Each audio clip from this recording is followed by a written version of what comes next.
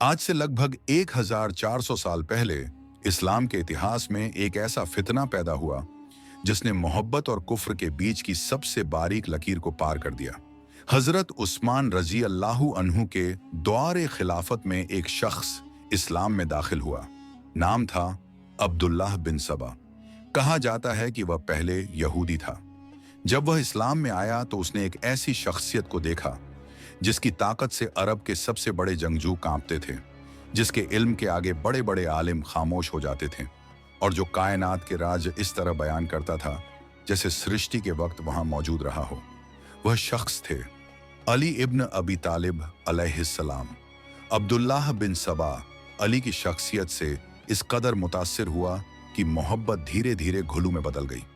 उसने कहना शुरू किया, अली इंसान नहीं खुदा है। अल्लाह इस इंसानी सूरत में जमीन पर उतरा है। वह अलग अलग शहरों में गया और यही झर फैलाने लगा।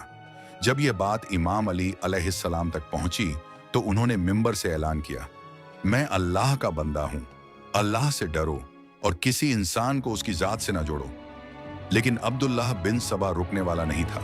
उसने हद पार कर दी। कह दिया, आप अल्लाह हैं और मैं आपका नबी हूं।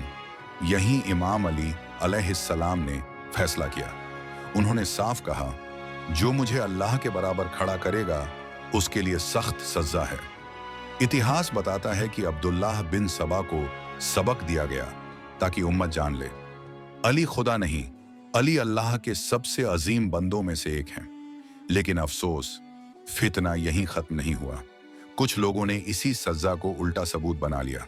उन्होंने कहना शुरू किया, आग से सजा तो सिर्फ खुदा दे सकता है, तो अली खुदा ही हुए। और यहीं से एक गुमराह फिरके की बुनियाद पड़ी। इसी दौरान इमाम अली अलैहिस्सलाम जंगों में उलझे हुए थे। जमल, सिफ़ीन, नहरवान। इस्लाम को मुआविया की साजिशों से बचा रहे थे।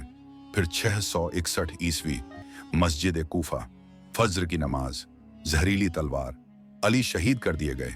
उनकी शहादत के बाद वही गुलात फिरके और ज्यादा फैलने लगे।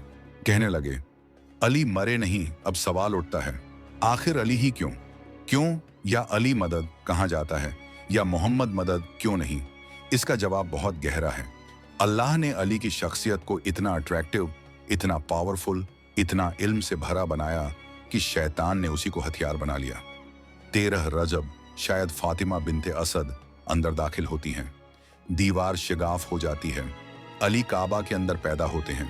रसूलुल्लाह खुद अपनी गोद में लेते हैं। नाम रखते हैं अली, यानी बुलंद शान वाला। पहली वही के वक्त अली की उम्र सिर्फ 10 साल थी। रसूल ने पूछा, क्या तुम गवाही देते हो? अली ने कहा, मैं कभी बुतों को नहीं मानता। अल्लाह एक है और आप उसके रसूल हैं। बदर, उहुद, खंदक, खैबर, जहां अली थे वहां इस्लाम जीतता था। रसूल ने फरमाया, मैं इल्म का शहर हूं और अली उसका दरवाजा है। जिसका मैं मौला हूं उसका अली मौला है। इल्म जो वक्त से आगे था, अली ने सूरज का फासला बताया, जो आज साइंस के औसत से मेल खाता है। हिडन कलर्स, आवाजों की हदें, नजर न आने वाले मखलूक, माइक्रो ऑर्गेनिजम्स, सब कुछ नहजुल बलागा में मौजूद है।